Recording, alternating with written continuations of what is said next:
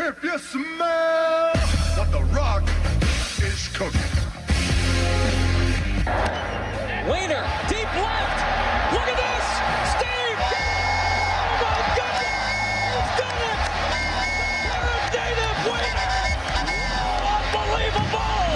It is unbelievable. He's done it in his home ballpark. John Wehner. That's not the Rock stuff. That's Rocky stuff. That is unbelievable. Yeah, it was predetermined that I was going 5 innings today, no matter what happened. It's, do you want to see me down the road, or do you want to see me get shut down? That's what I think of it. Jared Jones asked about getting pulled after 59 pitches. He seems okay with it. Dorn and I understand it. What's John Wehner think? The Rock joins us right now. John, good morning, man. How are you? I'm good. How you guys doing? We're very bad. Just a terrible sports night last night. Just awful. The Penguins aren't in. The Pirates lose. John Wehner brought to us by Allegiant Federal Credit Union. Shape your future. Visit AllegiantFCU.org. All right, so the question, John, is, would you have pulled him? Do you agree with the decision there?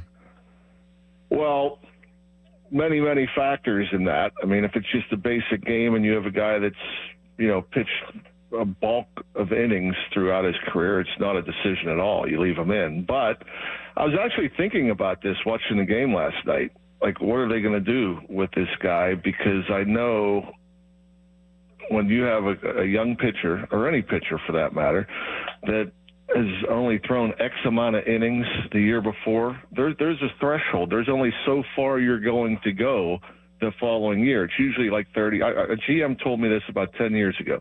If you go more than those 35 innings, so he and Skeens both threw about 125 innings or something last year. So if you're not going to go over 160 innings with those guys this year.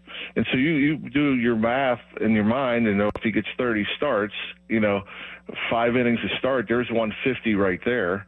And then what happens if you go to the postseason?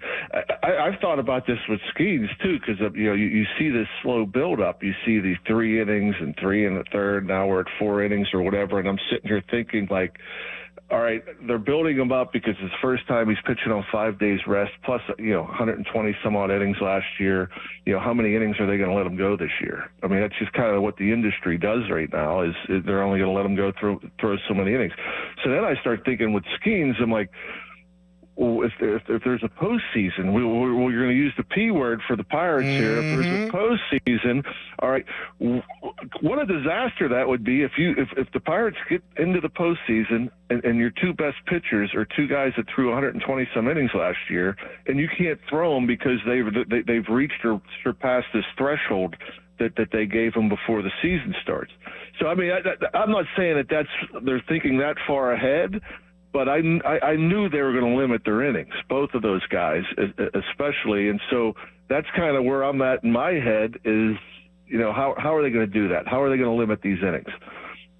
John, on a positive note, how impressed are you by Jared Jones? I mean, what's his ceiling, and what can he be, and can he sustain the way he pitches for a long time? Oh, my gosh, I hope so. It's dominating.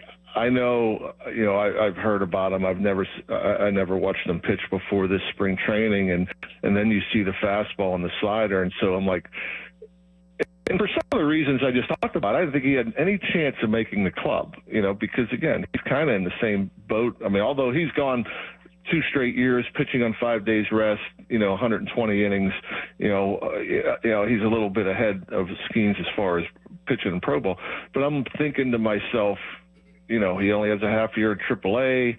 He doesn't have the greatest control if you look at the numbers. So I'm thinking he had no chance of making the club. Plus, because I thought they were going to, limit and be careful with his innings. Now he makes his club, and he's dominating. He's one of the most dominant pitchers in baseball right now. I mean, it's disgusting. They can't touch his fastball. And his slider, and the command of his slider is what's impressed me so much. There's only a few big league starters that can get away with just 2 pitches. He's getting away with just 2 pitches. And not only is he getting away with them, he's dominating primarily with 2 pitches. And that's, I wouldn't say for me a concern. You do just kind of wait for the league to catch up a little bit. And I'm wondering if you think he'll need to develop a third pitch, John. And then the other thing, you talked about his control numbers in the minors. I mean, he threw 59 pitches. 50 of them were for strikes last night. My man is not scared at all. Oh, he has 4 pitches, by the way. I mean, he'll flip a curveball in there now and again. And his first start, out of nowhere, he threw a changeup and struck out Josh Bell. So it's in there. He just doesn't need it yet. And now it'll be interesting to see if he starts incorporating more curves, more changeups, especially for the lefty, the changeup. And I didn't pay close enough attention to see if he threw any curveballs or changeups last night. But it's in there. It's in the arsenal. And so he does have more weapons. He just hasn't needed them yet. I mean, it's really filthy. He's way better than I expected. John, are you concerned with O'Neal Cruz or Henry Davis at all? Yeah, I mean, for sure. I mean, the offense, which got off to a great start, and you start telling her they're not going to score 7 runs a game. It's not going to happen. I mean, everything they were doing was working. Everybody was getting on base. That they were hitting the ball at the ballpark. The clutch hitting was over the top. Now they're kind of in that rut where you're not bunching hits, you're not hitting the ball at the ballpark. And then you got 2 of your young guys, your biggest prospects that are really struggling right now. Cruz's timing looks way off. He's just, for me, he's late on the fastball. He's out in front of the breaking ball. He's having a hard time pulling the trigger at times, which is usually timing. You're not in a position to swing at times. The ball's by you before you can get the bat going. And so, you miss a whole year. I don't know if that has anything to do with it or not, but obviously he's got to get back on track because he's a big part of the offense. Henry Davis, yeah. I mean, the one thing that everybody was worried about is catching, and I know I said this preseason with you guys. I'm more worried about his bat. The guy's got to hit. If he hits, he's going to have a position. And right now, his catching's better than his hitting. Who would have thought that? But these guys got to get it going. It's going to be an interesting thing when Grandal's back, and that might still be 2-3 weeks away.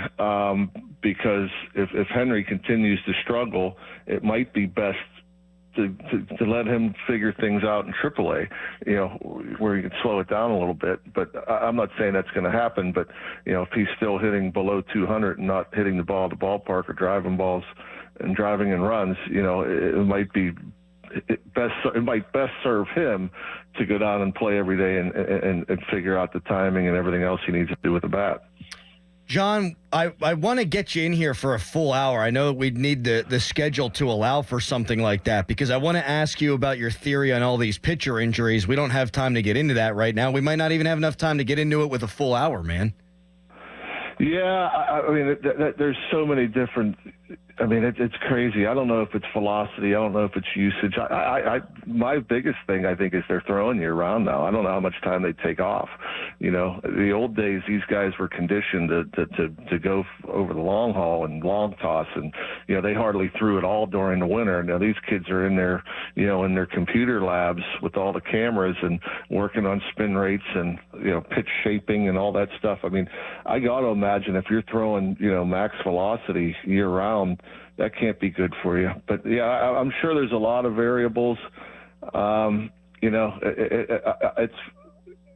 a great question. There's, and it's not just all velocity guys. I mean, there might be a higher rate for guys with high velocity, high spin rates, but that's the thing now. I mean, anytime you have any kind of soreness in your elbow, you're getting Tommy John. I'm sure there's a lot of factors.